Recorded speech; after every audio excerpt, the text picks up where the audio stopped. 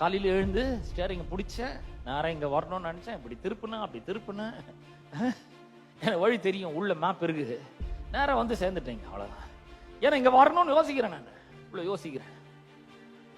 நேரம் என்ன பண்றேன், அந்த வீல் அதுக்கேற்ற மாதிரி திருப்பி திருப்பி திருப்பி ஒவ்வொரு தெருவா திரும்பி பைபாஸ்ல ஏறி அப்புறம் அந்த பிரிட்ஜில இருந்து கீழே இறங்கி யூ டர்ன் போட்டு லெப்ட் திரும்பி ரைட் எடுத்து என்ன பண்ற நேரம் வந்தாச்சு. இது நமக்கு நல்லா வழங்குது. அதே மாதிரிதான் அப்படியே நாமானதும் சிறிய அவயவமா இருந்தோம் பாருங்க. இது ரொம்ப சின்னதா இருக்கிறதுனால இது நம்ம ரொம்ப பெருசா ஒரு கவனத்தை நம்முடைய வாழ்க்கையில செலுத்தவே மாட்டேங்கிறோம். நாவு அதை டெய்லி கண்ணில் கூட நம்ம பார்க்கறதே கிடையாது. அது எங்கேயும் வாய்க்கு அடக்கமா இருக்குது உள்ள. ஒரு நாள் கூட நம்ம அதை வந்து அதை பார்த்து வியக்கிறது கிடையாது. அதுல அவ்வளவு பெரிய பவர் இருக்கான்னு நம்ம ஆச்சரியப்படுறது கிடையாது. நாவு இருக்கு நமக்கு, ஆனா அது ரொம்ப சின்னதா இருக்குது. சிறிய அவயவமாய் இருந்தும், நாவானதும் சிறிய அவயவமாய் இருந்தும்.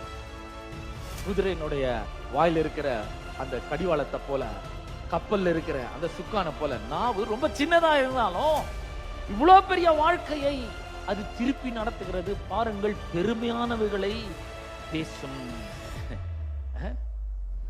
மற்ற மற்ற சரீர அவயவங்களோட அதை கம்பேர் பண்ணும்போது நாவு ரொம்ப ரொம்ப சின்னதுங்க.